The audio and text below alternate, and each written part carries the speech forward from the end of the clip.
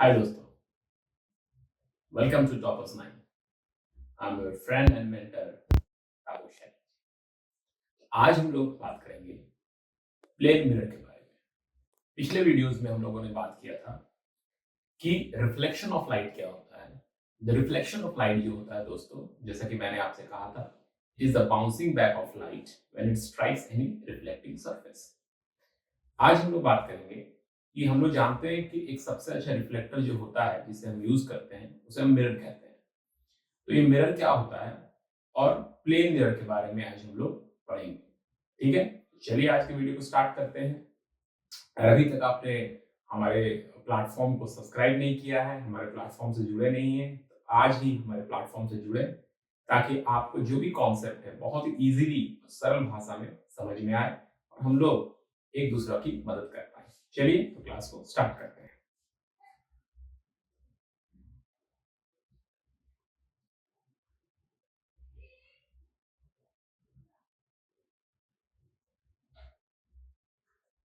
तो हम लोग बात करेंगे आज प्लेन मिरर के बारे में। तो मिरर बेसिकली क्या होता है? मिरर बेसिकली बच्चों एक रिफ्लेक्टिंग सरफेस होता है। ठीक है, इसमें क्या होता है कि एक साइड को हम लोग पॉलिश कर देते हैं।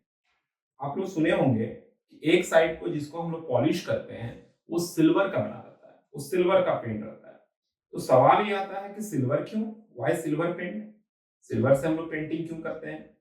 बच्चों देखिए, एक चीज याद रखिए आप कि कोई भी मेटल का जो सरफेस होता है, कोई भी मेटल का सरफेस, मेटल सरफेस जो होता है वो एक अच्छा रिफ्लेक्टर होता है।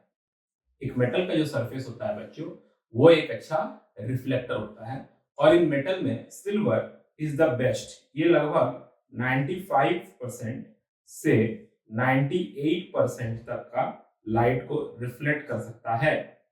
ठीक है, इसीलिए सिल्वर एक बहुत अच्छा रिफ्लेक्टर होता है। बट सिल्वर को प्रोटेक्ट करने के लिए हम लोग आगे एक ग्लास का सरफेस लगाते हैं।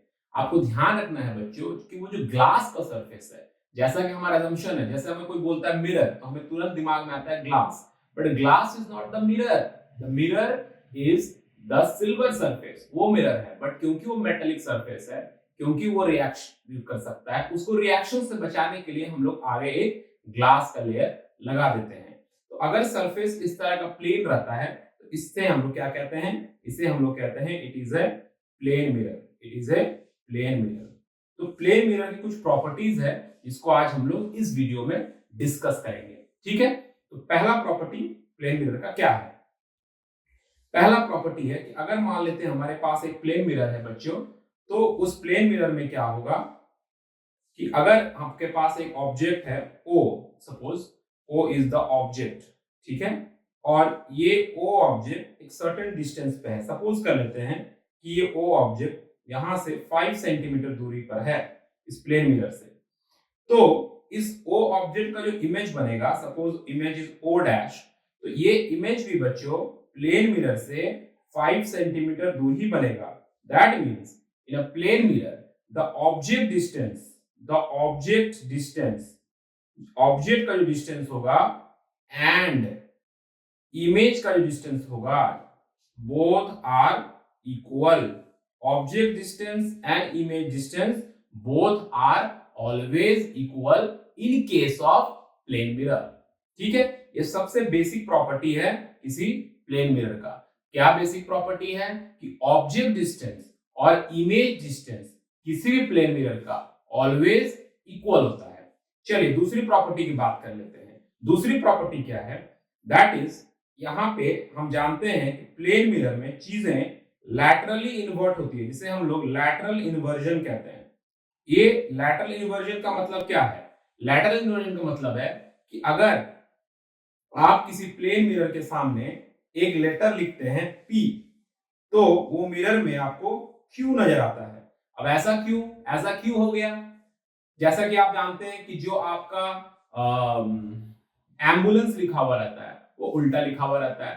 क्यों? क्योंकि लैटरल इन्वर्ट होके वो सीधा नजर आएगा। तो ऐसा क्यों होता है? देखिए, आप मान लेते हैं कि यहाँ पर P पर एक पॉइंट है जो कि यहाँ से 5 सेंटीमीटर की दूरी पर है। अब सोचिए बच्चों कि अगर मान लेते हैं थोड़ी देर के लिए कि यहाँ पर P ही बनता, Q नहीं बनता, P ही बनता, तो क्या होता? P ही बनता। तो ये जो पॉइंट है ये तो उस साइड आ गया ना, मतलब इसका जो डिस्टेंस होगा यहाँ से 5 से ज्यादा हो जाएगा ना।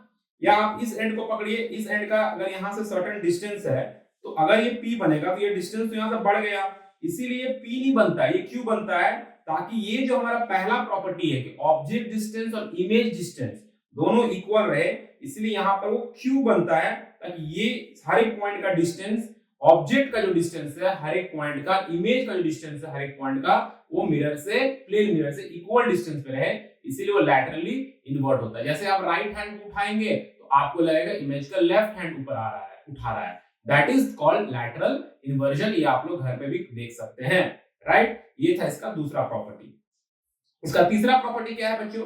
तीसरा प्रॉपर्टी है कि अगर आप एक प्लेन मिरर लेते हैं और उस प्लेन मिरर को, दो प्लेन मिरर लेते हैं, सपोज दो प्लेन मिरर आप लेते हैं, ठीक है, और दोनों प्लेन मिरर को एक सर्टेन एंगल पर अगर आप रख देते हैं, suppose this angle is theta, अगर थीटा एंगल पर आप इसको रख देते हैं, तो अगर इन थीटा एंगल के इस दोनों प्लेन मिरर के बीच में एक ऑब्जेक्ट को आपने प्लेस कर दिया, this is the object which you have placed between the two plane mirrors, जो कि किसी एक एंगल पर इंक्लाइंड है, तो नंबर ऑफ इमेजेस फॉर्म्ड क्या हो जाएंगे, कितने इमेजेस फॉर्म कर सकते हैं? तो number of images formed will be equal to 360 degree divided by theta minus 1. This is the number of images formed. मतलब अगर ये 60 डिग्री एंगल पर रखा हुआ है तो कितने इमेजेस बनेंगे? And that is the number of images formed will be 360 degree divided by 60 minus 1, that is 5 images बनेंगे। ठीक है, आप लोग इसे देखेंगे 5 इमेजेस कैसे बनेंगे, आप लोग ड्राइंग करके देखिए, आप लोग बना के देखिए घर पे, और नहीं बनेगा तो कमेंट में पूछिए, हम लोग आपको बना के दिखाएंगे कि 5 इमेजेस कैसे बनेंगे। ठीक है, ये था इसका प्रॉपर्टी। एक और बहुत इंपॉर्टेंट प्रॉपर्टी है प्लेन मिरर का, कि अगर आपके पास एक प्लेन मिरर है, ठीक है, और उस प्लेन मिरर पर एक लाइट इंसिडेंट कर रहा है सर्टेन एंगल पे, suppose this is the incident ray, आप यहाँ पे नॉर्मल बनाएंगे and this is the reflected रे। ठीक है, ये आप बना लिए। अब सपोज कीजिए कि आप इस प्लेन मिरर को थोड़ा सा रोटेट कर दिए, ये आपका प्लेन मिरर अब ऐसे रखा गया है, प्लेन मिरर को आपने थोड़ा सा रोटेट कर दिया, तो जब आप प्लेन मिरर को थोड़ा सा रोटेट कर देंगे बच्चों, तो लाइट लेकिन उसी पॉइंट से आएगा जिस पॉइंट से वो पहले आ रहा था, लेकिन अब जो रिफ्लेक्टेड रे रहेगा वो तो ऐसे चला जाएगा ना, बिकॉज नॉर्मल थोड़ा सा शिफ्ट कर जाएगा, नॉर्मल यहाँ आ जाएगा। तो अगर आप प्लेन मिरर को थीटा एंगल से रोटेट कराते हैं बच्चों, तो आपका जो रिफ्लेक्टेड रे है, द रिफ्लेक्टेड रे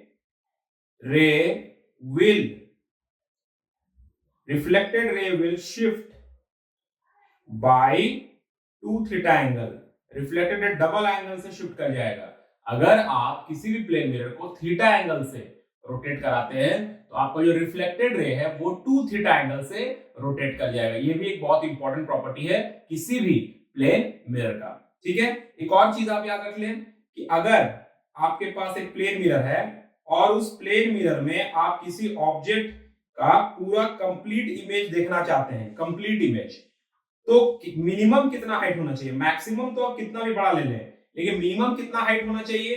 तो मिनिमम हाइट जो होगा that should be equal to half of the height या size of the object। Object का जो भी हाइट या साइज है उसका आधा साइज का अगर आप एक प्लेन मिरर लेते हैं तो आपको उस प्लेन मिरर में उस ऑब्जेक्ट का कंप्लीट इमेज दिखेगा। दूसरी बात ये ध्यान में रखिएगा, प्लेन मिरर के जितने भी केसेस हम लोग डिस्कस किए, इसमें एक चीज आपको ध्यान में रखना है बच्चों कि इमेज जो फॉर्म होगा प्लेन मिरर में, इमेज जो फॉर्म होगा that image will be virtual image, real नहीं होगा। इसको आप पर्दे पर या स्क्रीन पर नहीं ला सकते हैं। दूसरा जो इमेज होगा, दूसरा प्रॉपर्टी जो होगा वो वर्चुअल तो होगा, तो इरेक्ट होगा, मतलब सीधा दिखेगा। एक और प्रॉपर्टी होगा, इमेज का जो साइज है और ऑब्जेक्ट का जो साइज है दोनों इक्वल होगा, आई और ओ इक्वल होगा। इमेज का साइज और ऑब्जेक्ट का साइज प्लेन मिरर केस में हमेशा इक्वल होगा। बच्चों, तो ये था आज का basic idea about plane mirror. तो फ्रेंड्स, हम लोग नेक्स्ट वीडियो में मिलेंगे और नेक्स्ट वीडियो में हम लोग बात करेंगे जो स्फेरिकल मिरर्स होते हैं उनके बारे में। तो आज की इस वीडियो को अच्छे से देखें, नोट्स को नोट डाउन कर ले, पॉइंट्स को आप एक्सट्रैक्ट कर ले, जो इंपॉर्टेंट पॉइंट्स है आपको नोट्स भी दिए जाएंगे हमारे प्लेटफॉर्म पे, जैसे कि हमने प्रॉमिस किया था। और आप हमसे जुड़े और हमारे चैनल को सब्सक्राइब करें। Thank you, see you in the next video, bye.